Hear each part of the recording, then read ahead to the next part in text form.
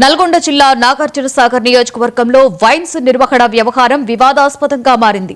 Tender ద్వారా తనకు కేటాయించిన వైన్స్ షాపులను నడపనివ్వకుండా అక్రమంగా అడ్డుకుంటున్నారని నూకల విద్యాసాగర్ రెడ్డి ఆరోపించారు. తిరుమలగిరి సాగర్, పెద్దవూర, నాగార్జునసాగర్ సెంటర్స్ లో తనకు చట్టబద్దంగా వచ్చిన వైన్ షాప్స్ ను నిర్వహించకుండా ప్రసాద్ అనే వ్యక్తి బెదిరింపులకు పాల్పడుతున్నాడని చెప్పారు.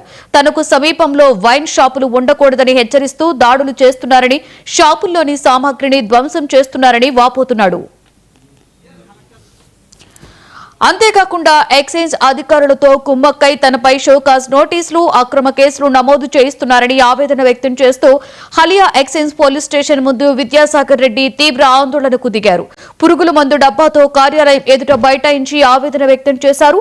తన వ్యాపారాన్ని అడ్డుకుంటే ఆత్మహత్యకు పాల్పడతారని విద్యాసాగర్ హెచ్చరించారు. ఈ వ్యవహారంపై ఉన్నత అధికారులు వెంటనే స్పందించి తనకు న్యాయం చేయాలని విజ్ఞప్తి కోరారు.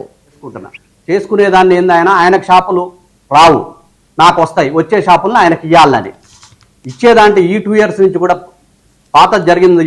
ఇప్పుడు ప్రజెంట్ వచ్చిన షాపులు మొన్న December 1st నుంచి కూడా నాకు తిరుమలగిరి షాపులు వచ్చినాయి. మా గ్రూపులు వేస్తే పెద్దవర షాప్ వచ్చింది. పెద్దవర షాపులు ఆయనకు రాలేదా, ఆయన 2 కొనుక్కుండు. నాది వచ్చిన షాపును కూడా ఆయన ఇవ్వాలని ఎక్సైజ్ వాళ్ళకు ఇబ్బంది పెట్టి నా షాపును ఆయనకి ఇవ్వాలని ఇస్తే దాన్ని అమ్ముకుందామని 10 రూపాయలు 20 రూపాయలు అదనం అమ్ముకోవాలని వేరే రకంగా ఆయన నేను తీసిన అనుకోండి, ఆయన గిరాకీ బోరు, 2 షాపులు ఉన్నా బోరు, ఏది బోరు. నేను ఎంఆర్పి అమ్ముతా, వేరే రకంగా అమ్మను.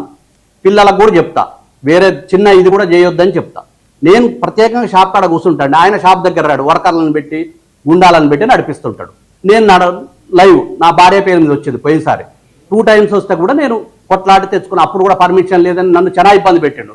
లాస్ట్ 2 years ముందు కూడా పెడితే కూడా నేను ఊరుకోలేదు, తీసుకొచ్చినా నడిపిన. విద్యాసాగర్ రెడ్డి గారు నా మీద చేసిన ఆరోపణలు అవాస్తవం అండి. ఎందుకంటే నేను యాజ్ పర్ రూల్ మా higher officials Sagar shop licence వెంటనే ఇష్యూ చేయడం జరిగింది, ఒక్కరోజు కూడా ఆపకుండా.